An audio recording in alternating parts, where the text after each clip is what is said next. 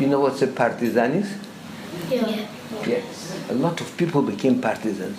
Hirsh didn't become a partisan, but he came back to the ghetto.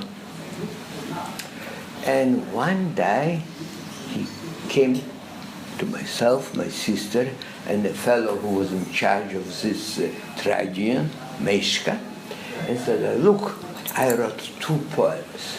We couldn't just come to the room and read the poems. This has to be done very, very secretly. But Hirsh wrote another poem. Zog Nit Keynmol as du gehst und lässt. What is... Komme weg nach unser ausgewähnte Schau.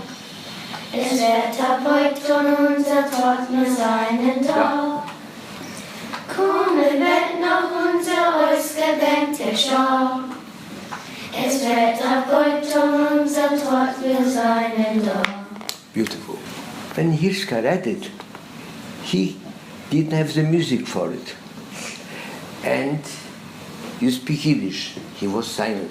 Zog Nit Keynmol, an order, as du gehst dem letzten Weg. Do you get it? Yeah. He wanted to inspire us, so we should fight against the Germans, and we should never lose hope. Hope is a very important thing in life. We listened to the poem. So how many of you were listening? There were 4 of us. There was Hirsh, naturally. There was a fellow who was in charge of the trade union, Meishke. There was my sister, Bella.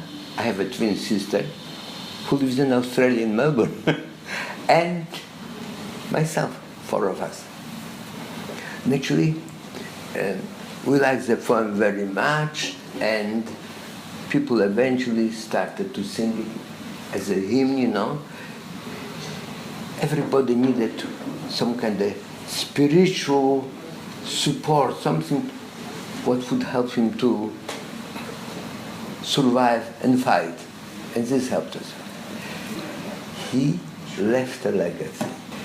He left something to remember him for. And what is it? The song. The song. The song which you come to sing here.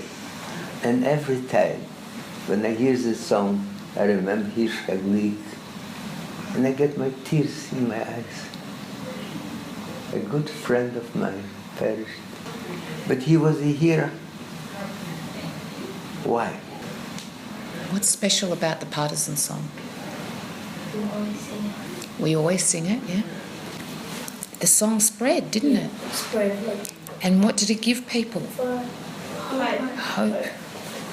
And it was translated in many languages. People in France sing it, in Argentina, in Lithuania, in Russia, in Poland. It's such a famous song. And But- you were one of the first people to hear it. Yeah, I was one of them. I was privileged. That's pretty amazing. So Hirsh Glik had it in his head and then finally wrote it down. And then Phillip was one of the first people to hear that song, well, as a poem. And then they actually found music that is actually a Russian song, and they matched it because it was a march. What inspired Hirsh to write the song? He was a poet. So naturally, a poet wants to write. Like a musician wants to play music, a dancer wants to dance. That was part of his personality. But there was something else. We're living in the ghetto, where we never knew how long we'll survive, if we will survive at all. Because this song gave us the hope, the strength to fight against Germans, the strength to live.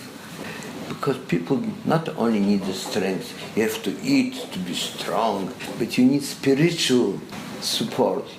What does it mean, spiritual? inside, like you need hope for, like, in your heart. Yeah, it's something in your heart which helps you. I was told that he was inspired by the events of the Warsaw Ghetto Uprising. Basically, people think so. I personally don't think, he never said it. He was rather inspired by the deeds of this girl. And by the partisans. Yeah, by the partisan. Her name was Kempler. Thank you so much. It's a pleasure. Ashane and Good. Dunkard.